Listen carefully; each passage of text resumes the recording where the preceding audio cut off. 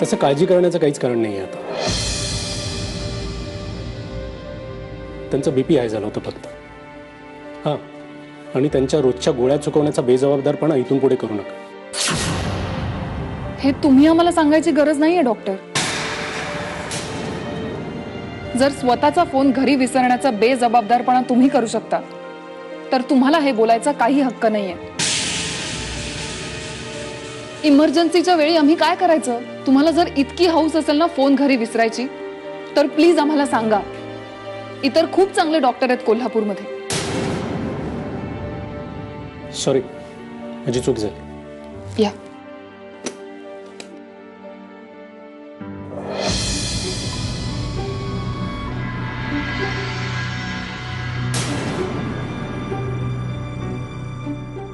प्रिया, प्रिया बरं झाली तू वेळेवर आलीस. माझं चुकलं म्हणजे मला कळलंच नाही. मी अशा वेळी काय करतात मला नाही माहिती. मला काय सुचलंच नाही. आता हे सगळं तुला कळायला हवं मंजिरी.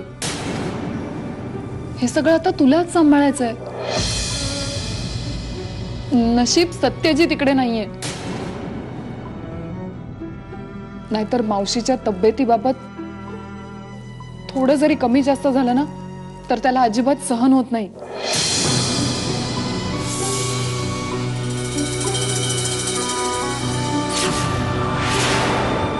मी निष्काळजीपणा केला माहितीये मला, पण प्लीज यांना नको सांगूस. ते खूप चिडतील माझ्यावर. नको काळजी करू, नाही सांगणार ते.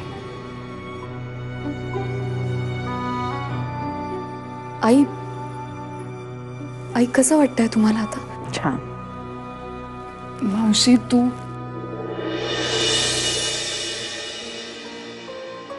मंजिरी, हे बघ चुका होतात. आज तुझ्याकडनं झालीये, उद्या कदाचित माझ्याकडनं होऊ शकते. एवढं काय आहे त्यात? नाही पण ही चूक खूप केअरलेस वागले मी. मंजिरी, तू कसला निष्काळजीपणा केलास?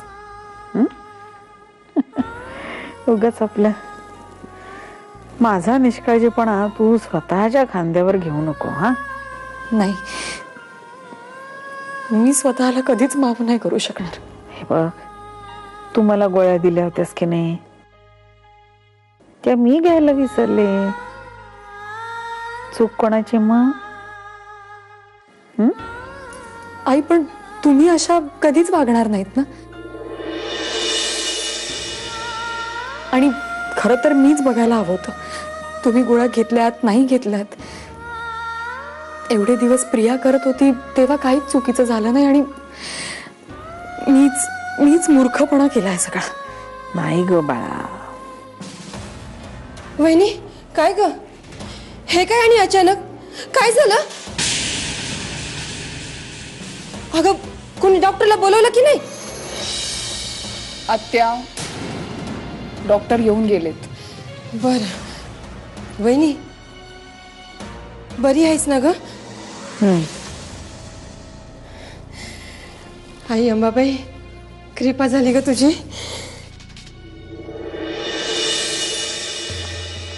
आत्या, होतीस कुठे तू? अगं कुठं म्हणजे? या मॅडम संग गेलते. हिला साड्या आणायच्या होत्या ना म्हणून गेलते. अगं दारात पाऊल ठेवलं आणि ती मीरा बोंबलायला लागली ना की आई साहेबांना बघा ना काय झालं म्हणून तशी धावत आले बघ. अगं पण अचानक काय झालं ग? नाही, फार काही नाही. फक्त रोज घ्यायच्या गोळ्या आज घेतल्या गेल्या नाही. पण तुझ्या हातून चूक कशी झाली? नाही, तिची काही चूक नाहीये. खरं तर माझ्यामुळेच झालंय सगळं. तू बासा, आता पुन्हा तेच नाही बोलायचं.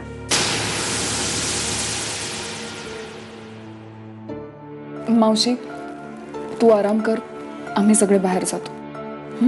बाहेर चल. चल ग.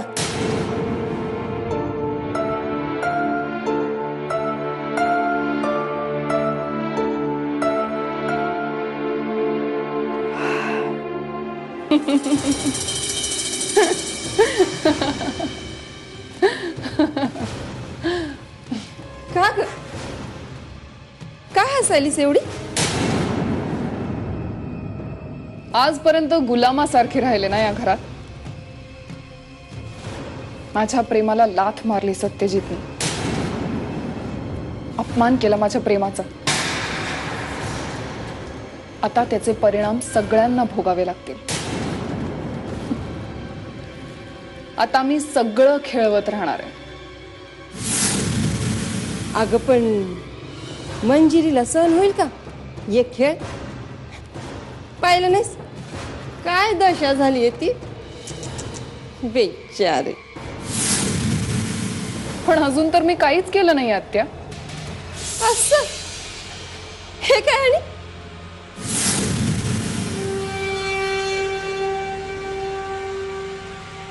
मंजिरीने मावशीला गोळ्या दिल्या, मावशी त्या गोळ्या घ्यायच्या विसरली आणि म्हणून तिला चक्कर आली.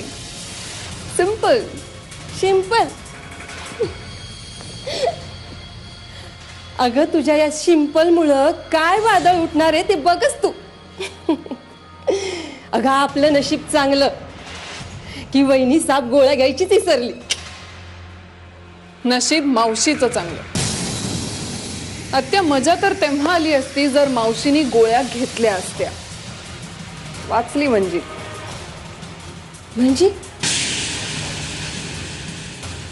आता हे काय? आणि गोळ्या थोड्याशा वेगळ्या होत्या. अगं आई जगदंबे, हे पोरी कोणाच्या जीवावर तर उठली नाही ना? जीवावर तसं काही नाहीये, पण हे बघ मला सांग आधी काय ते स्पष्ट. आत्या जर मी प्रेमात जीव देऊ शकते तर जीव घेऊही शकते.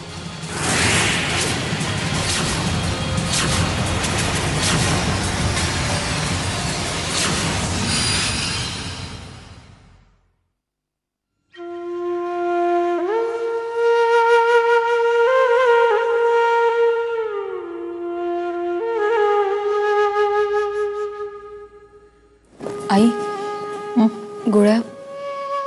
हो.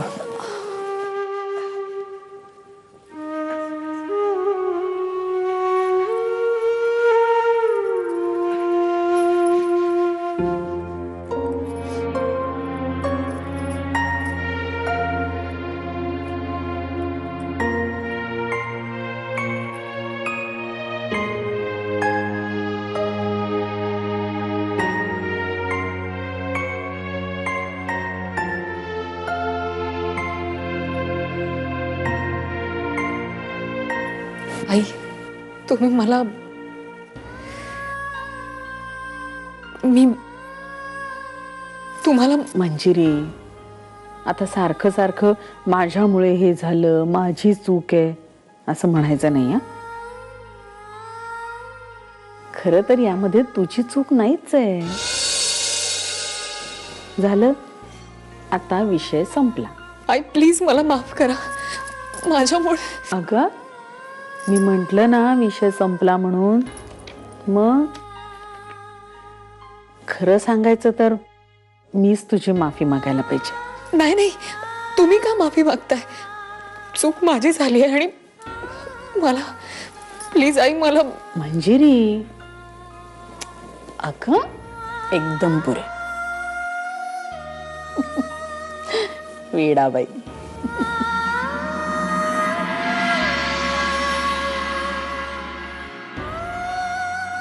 आई खूप थकलात तुम्ही, खूप त्रासही झालाय तुम्हाला. मी पाय चेपून देऊ का तुमचे? मी अगं ए बाळा, मंजिरी नको दाबस. अहो आई असं काय करताय? करू द्या ना. मी अगं अगं बाई, तू मुधोळकरांची सून आहेस, माझ्या सत्यजितची बायको. तू पाय नाही चेपायचे कोणाचं. त्यात काय एवढं? माझ्या घरी माझी आई जेव्हा दमते ना, तेव्हा मी असेच पाय चेपायचे तिचे. आठवण आली का ग आईची?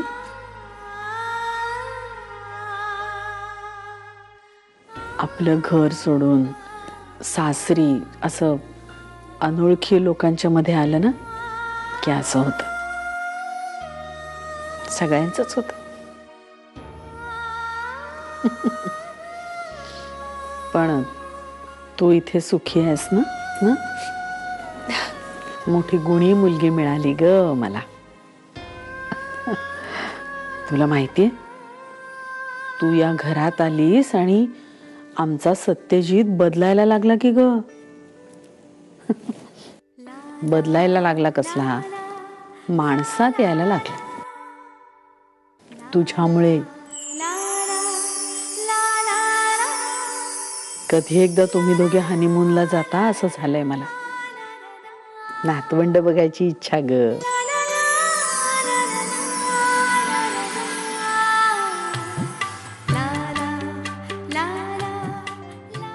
आधी तुम्ही ठेवा प्लीज. मंजिरी,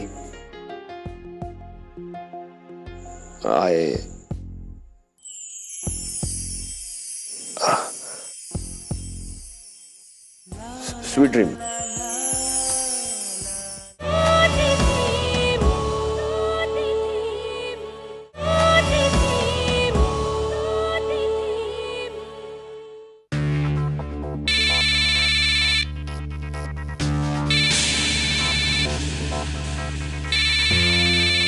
मंजिरी, फोन घे. हॅलो. काय? काय नाही, सहजच. जेवण झालं?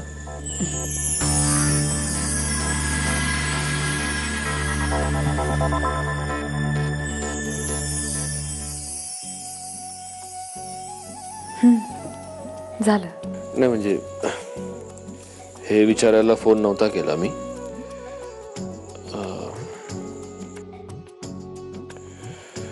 मग काय? बाकी नाही, काही नाही.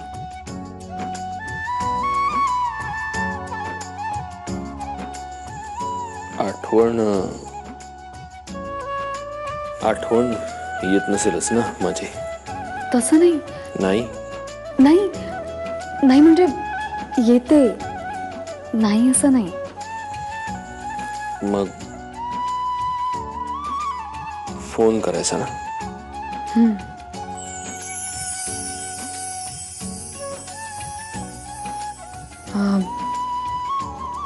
काय चाललंय?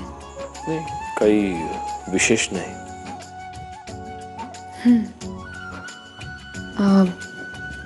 जेवण झालं.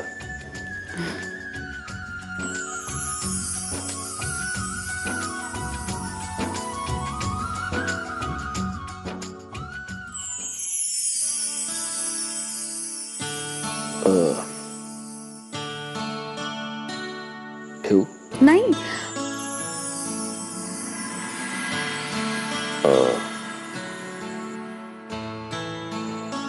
बोल ना.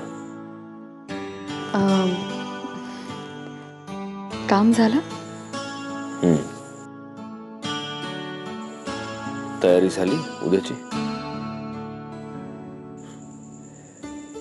सुनमुख बघणार आहेत ना उद्या? झाली. बर. मग आणि काय? पुन्हा तेच. म्हणजे आठवण येत होती. या मग इकडे. उडत ये ना.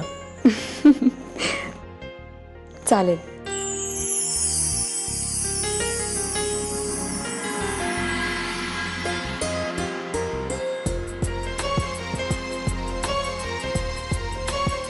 हॅलो.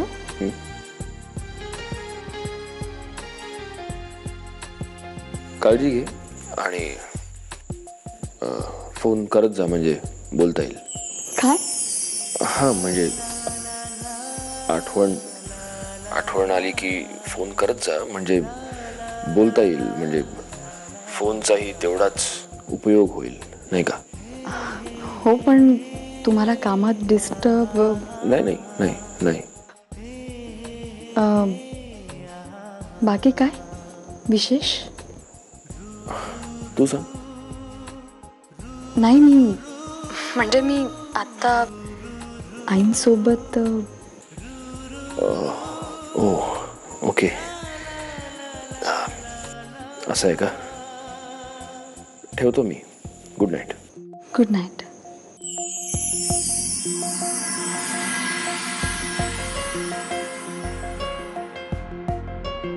ठेव आता. नाही आधी तुम्ही. नाही तू ठेव. आधी तुम्ही ठेवा प्लीज. मंजिरी आय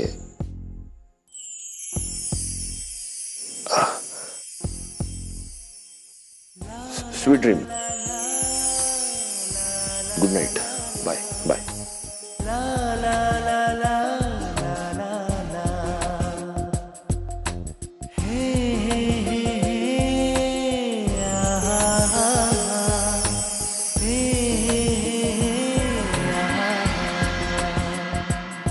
आणि आता काय उरलंय? काही राहिलंय अजून? झालं ग बाई, तू अगदी सगळं व्यवस्थित केलंस. नाही पण अजून महत्वाचं काम राहिलंय.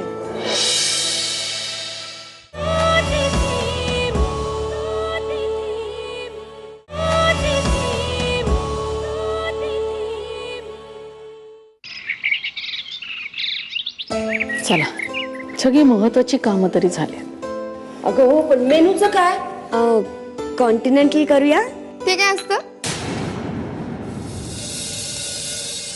आणि इथं आपल्या कोल्हापुरातल्या घरंदाज बायका येणार आहेत, त्यांना आवडेल ते बनवायचे.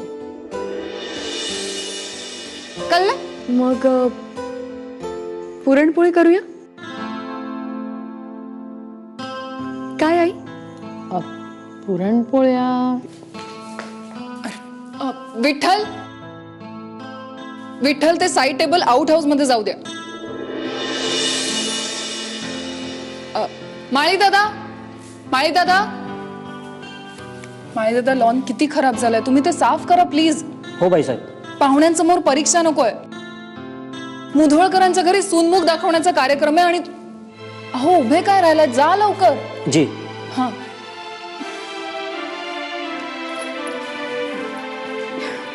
प्रिया, बरं झालं बाई आलीस. खरं तर मेनूचं काय करायचं हेच ठरवत होतो आम्ही. मावशी, हो पुरणपोळी करायचं ठरतंय. पुरणपोळ्या मंजिरी, खरं सांगू का, दुपारच्या जेवणानंतर एवढं जड कोणी खात नाही. त्यापेक्षा ना आपण संध्या इकडे. हे बघ संध्या, कटलेट आणि तुझी खास कैरीची चटणी करूया. आणि ऐक, मसाल्यात आलं थोडं कमी टाक, आठवणीने. आणि हो दुपारी सगळ्यांना पिण्यासाठी आपण कैरीचं पन्ह करूया. उन्हाचं बरं असतं नाही? कैरीचं पन्ह नको ग. आंब्याचं सीझन चालू ना, त्यापेक्षा सरळ आंब्याच्या पेट्या मागवा आणि आमरस करा. हा, बघितलं, प्रिया आली आणि सगळं काही मार्गी लागलं. खरंच कसं काय का जमतं तुला हे सगळं? हॅलो, प्रिया बोलते. तुम्ही फुलांचं तोरण काय कार्यक्रम झाल्यानंतर पाठवणार आहात? प्लीज गेल्या वेळेसारखं तोरण अजिबात पाठवू नका. मी एक पैसा सुद्धा देणार नाही. हा प्लीज. अगं तू नको काळजी करूस, तोरण आलं की मी नीट बघून घेईन. आणि मावशी रिटर्न गिफ्टचं काय झालं? तुला ती नथ आवडली का? ठीक आहे. आणि आता काय उरलंय? काही राहिलंय अजून? झालं ग बाई, तू अगदी सगळं व्यवस्थित केलंस. नाही नाही, पण अजून महत्वाचं काम राहिलंय. काय? माझ्या बरोबर चल आणि मला साडी कोणती नेसायची ते सांग. चल. ए मी पण येऊ?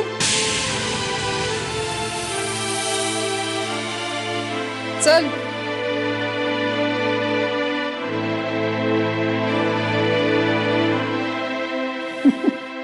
छान जमले नी प्रियाचं आणि मंजिरीचं.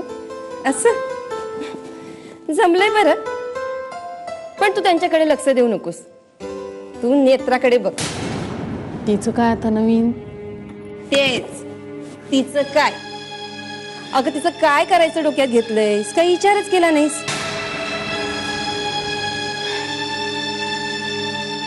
विचार करतेय मी, पण सुचत नाहीये काय करावं. वहिनी, असं म्हणून कसं चालेल सांग बरं? एकतर इतक्या वर्षानं मुधोळकरांच्या घरात कार्यक्रम ठरला आणि नेमकी याच वेळेला ती मुलगी येऊन टपकली. आता लोकांनी विचारलं की ही पोरगी कोण, तर आपण काय करणार ग?